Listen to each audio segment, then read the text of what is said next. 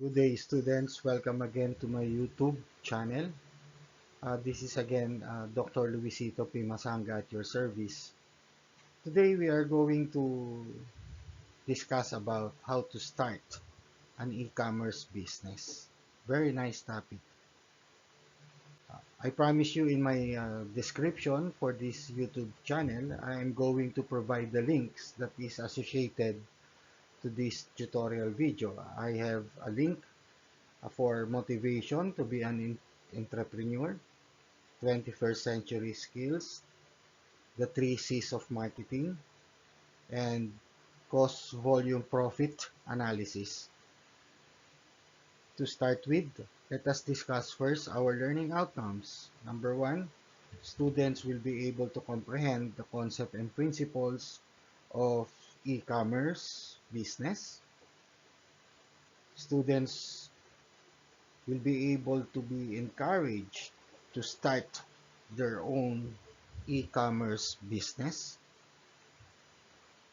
Students will be able to learn more theories about the 21st century skills needed by students and entrepreneurs. Alright, let's start. First of all, I want to define first this e-commerce.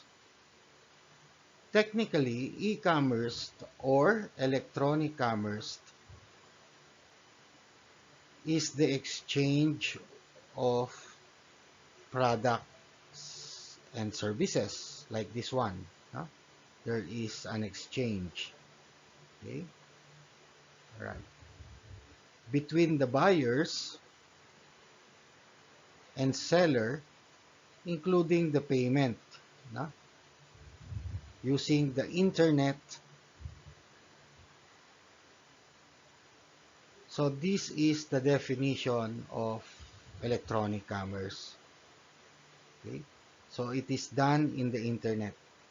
This is quite popular now because of the new pandemic. There are a lot of online business that pop up, and this is the trend right now. They call it here in the Philippines as online business, but it is also a subset of electronic commerce. However, e-commerce in the Philippines have limitation.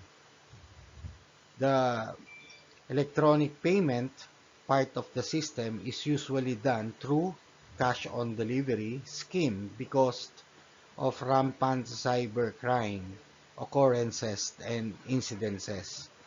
So there is a limitation of e-commerce. No?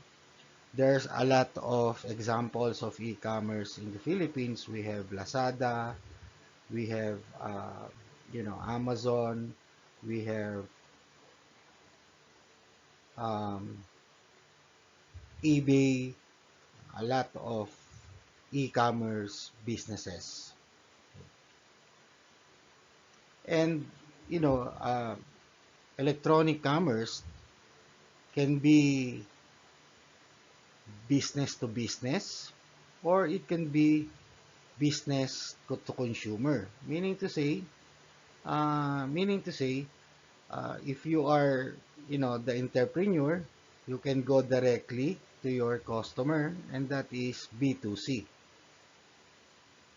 And if, for example, you are a business that caters to the business market, not to the consumer market, examples are, uh, for example, Toyota Philippines is getting from a corporation who is supplying, let's say, tires, or maybe metals or steels. Those are business to business example. And it could be done through e-commerce, no? That is just an example. All right. So we are clear that here in the Philippines, there is limitation of e-commerce because of cyber crimes and a lot of rampant incidences and occurrences about you know uh, about this kind of attitude and behavior. So let's start. What are the advantages of an e-commerce business?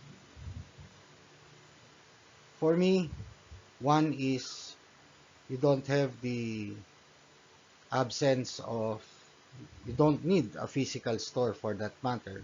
No? It is not a prerequisite to have a physical store. In this case, less operating cost, that is in rent, utilities, maintenance, insurance,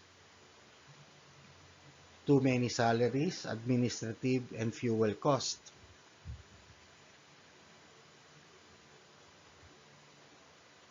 And number two, we minimize and reduce our carbon dioxide footprint emission.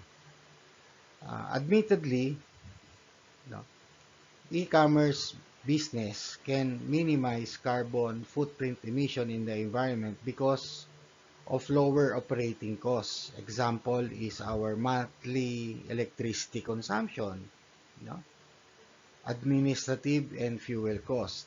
So we avoid using this because we use the platform of e-commerce. Therefore, we minimize our carbon footprint emission to the atmosphere. Number three is ease in doing customer analysis because of e-commerce. Through e-commerce customer analysis, or we want to research about our customer preferences, their demographics, their psychographic, you can easily access it. And we can, we can easily get in real time the perception of the customers or the consumers. So the number in e-commerce, no, the number of like or dislike can easily be monitored. Collecting cumulative adverse comments from customers can build a storyline that, when we analyzed, creates an opportunity for continuous improvement and development. And that is basically, no, in we have social media platforms like, for example, Facebook, Twitter, Instagram, YouTube. We can monitor the likes, the shares, the comments.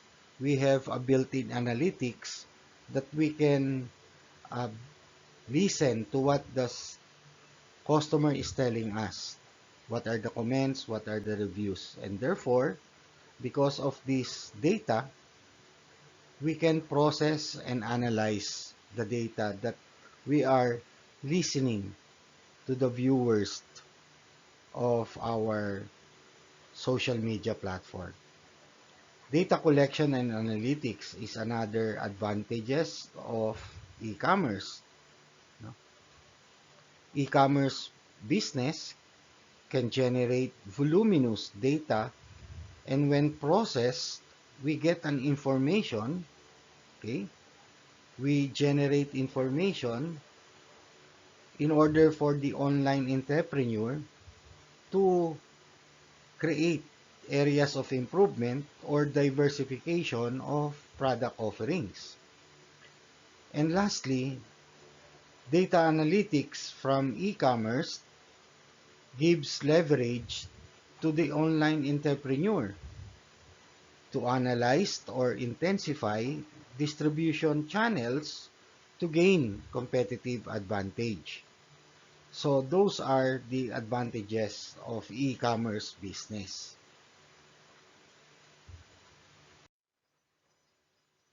What are the essentials in starting an e-commerce business? Okay. For me, I will try to discuss first the important things, like for example, uh, product solution opportunity. No? These are the essential in order for you to start your e-commerce business.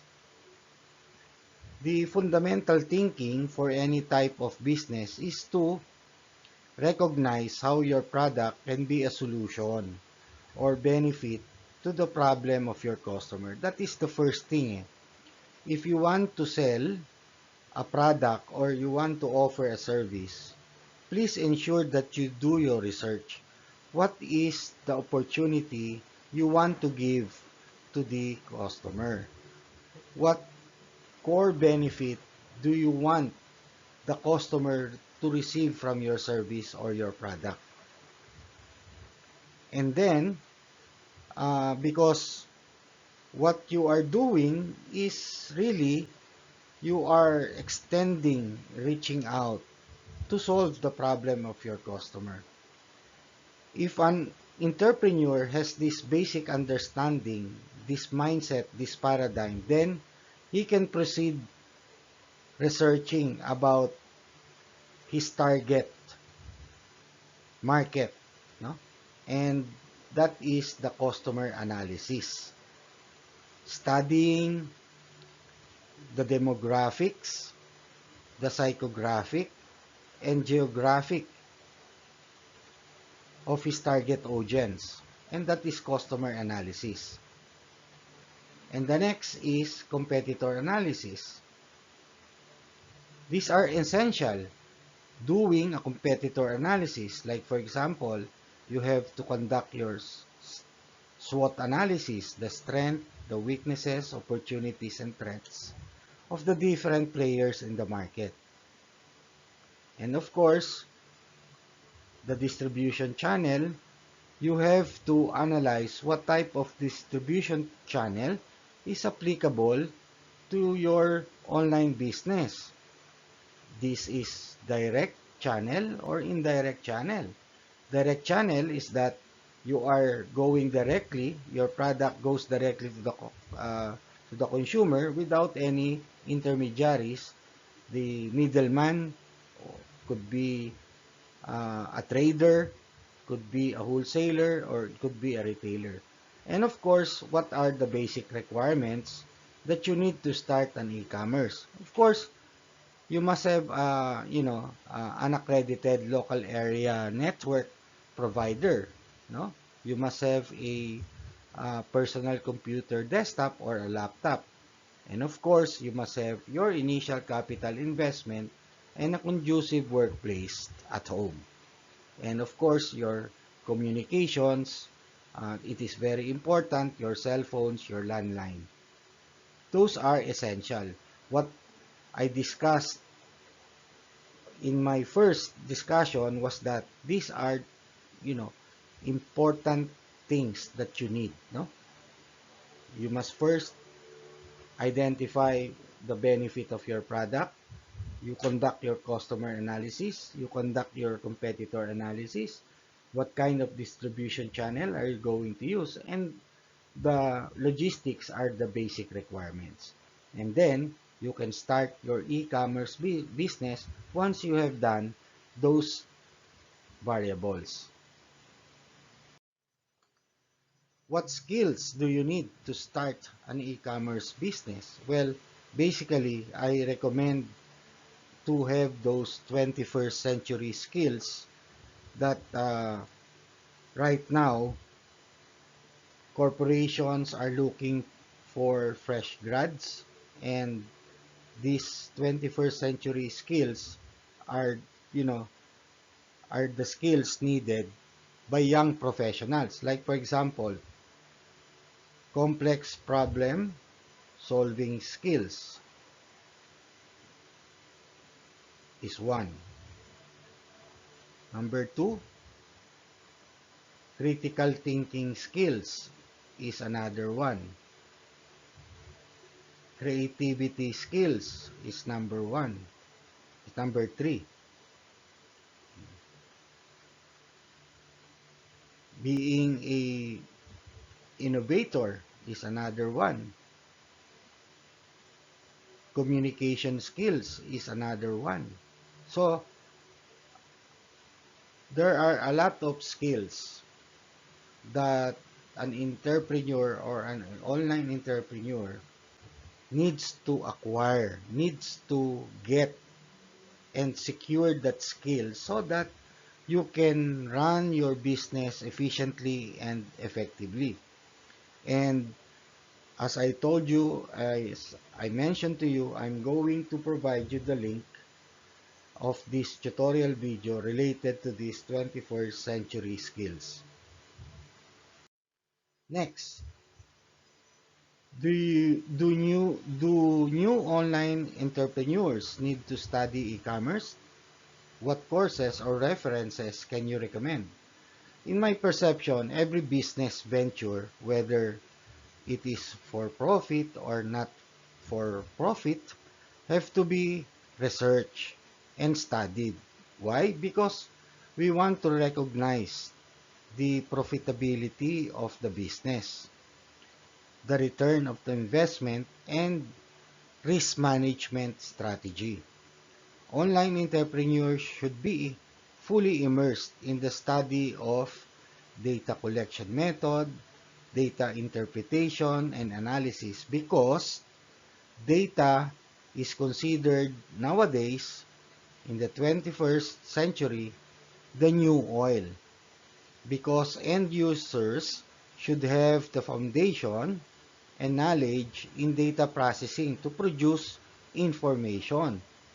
And this is the byproduct of that data that will help online entrepreneurs in making sound business decision making, especially the risk that you are going to encounter. Okay. So those are the things that an online entrepreneur need to study aside from those 21st century skills. Okay? Next, do new online entrepreneurs need to study e-commerce? What courses or references can you recommend? Okay?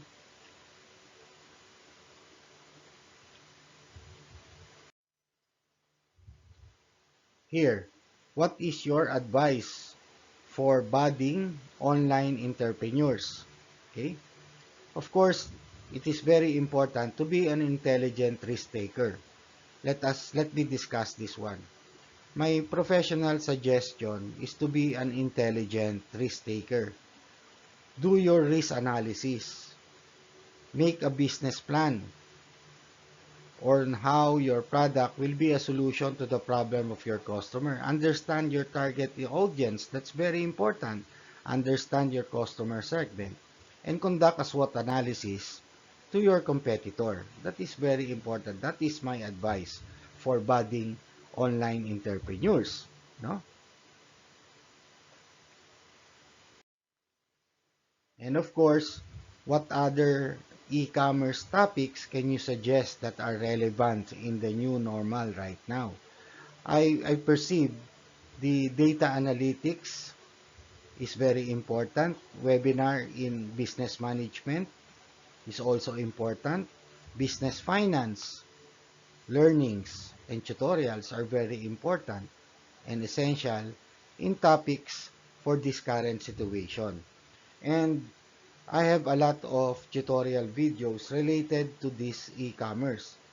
Motivation to be an entrepreneur, the 21st century skills, the, the 3 C's of marketing, cost, volume, profit analysis. And again, thank you very much for watching my tutorial video. Thank you for subscribing and notifying and clicking the bell and also sharing the video. And I'll see you next time around on my next tutorial video. Always take care and thank you very much.